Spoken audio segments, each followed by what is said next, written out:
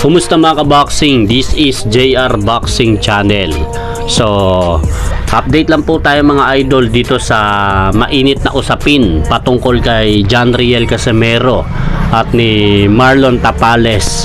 Dahil kung matatandaan nga po natin mga ka-boxing, itong si Utol John Riel Casimero, nag-comment nga po ito ng hindi magandang opinion patungkol dito kay former WBA at IBF Super Bantamweight World Champion Marlon The Nightmare Tapales noong laban nito, kung saan natalo nga po ito sa kamay ng Hapon na si Naoya Inoue via 10 round technical knockout, at nakuha nga po ng Hapon ang lahat ng titulo sa naturang division.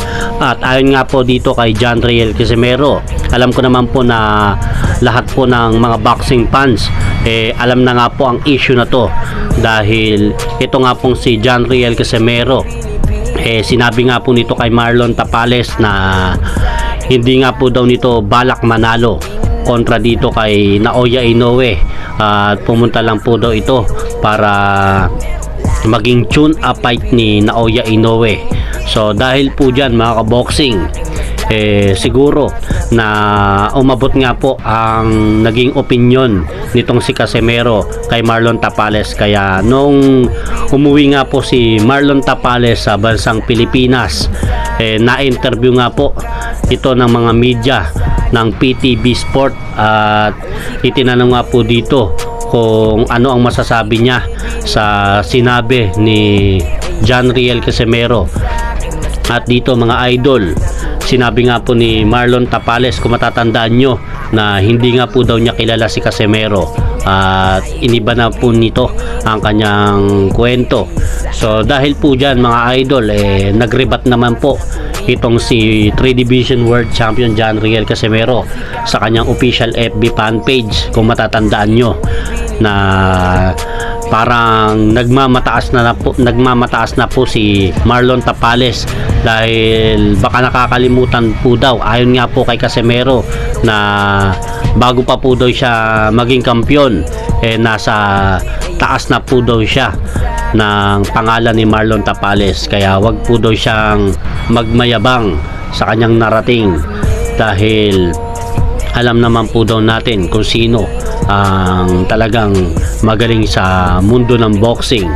So dahil po dyan mga idol, may lumabas naman po uling balita patungkol na naman po dito sa usapang John Riel Casimero, dahil sinabi nga po ng MP President na si Mr. Sean Gibbons na basta tawagan lang po daw ni Casimero itong MP President na si Mr. Sean Gibbons, agad-agad nga po daw nitong aasikasuhin ang laban nito kontra kay Japanese Monster Naoya Inoue, at binibigyan pa po daw ito ng pangalawang pagkakataon upang makabalik ito sa MP promotion.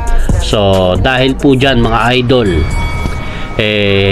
nagrebat naman po itong kapatid at trainer mismo ni Cuadro Alas John Riel Casimero na si Kuya Lods o Jason Casimero sa totoong pangalan po nito, na sinabi nga po ni Utol Jason Casimero na nakakaamoy na naman po daw ng malaking pera itong si Puting Aso o Puting Itlog sa kanyang sinabi sa kanyang official FB fan page. At dito mga idol, pinabulaanan nga po ni Jason Casimero na kaya lang po daw kino-call out nito ang kanyang utol na si Casimero, dahil nakakakita na naman po daw ito ng malaking pera sa kanyang kapatid. Dahil dyan mga idol, alam naman po natin na magre-rebat nga po itong isa pang vlogger na laging tumitira sa magkapatid na Casimero brothers. Alam nyo na mga idol kung sino to, at hindi ko na po i-mention kung sino ang pangalan nito, dahil napanood nga po natin sa kanyang live na pasalamat pa nga po daw itong si Jason Casimero, dahil binibigyan nga po daw ng pangalawang pagkakataon ang kanyang kapatid na si John Riel Casimero na mamili at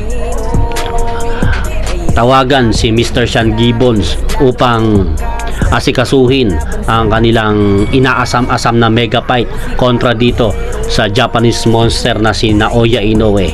Kaya dahil po dyan mga idol, alam naman po natin na hindi na po maibabalik ang nasugatang sugat o lumalim na sugat dito sa dalawang kampo na to, dahil alam naman po natin na medyo malalim na nga po ang hidwaan ng MP Promotion at Casimero Promotion dahil sa mga nagsisilabasang mga balita tulad nito.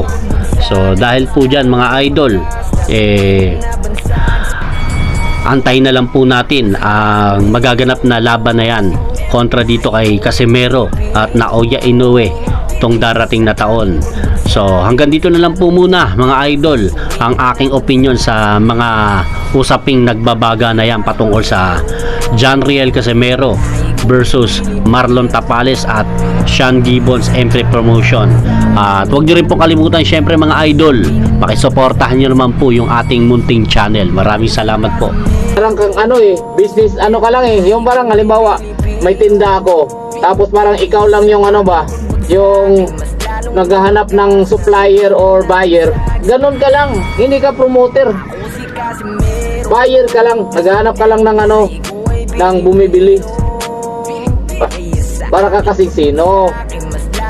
Ang ipal mo naman, ipal ka lang talaga pag may makakita kang mga mga sikat-sikat sa boxing, nagpapapicture-picture ka lang kasi ipal ka. Wala ka namang ambag, tapos yun nga pumupunta-punta pa sa gitna kasi magpapicture.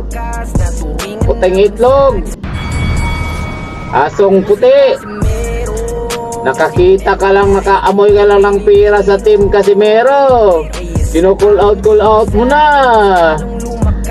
Ayan tapos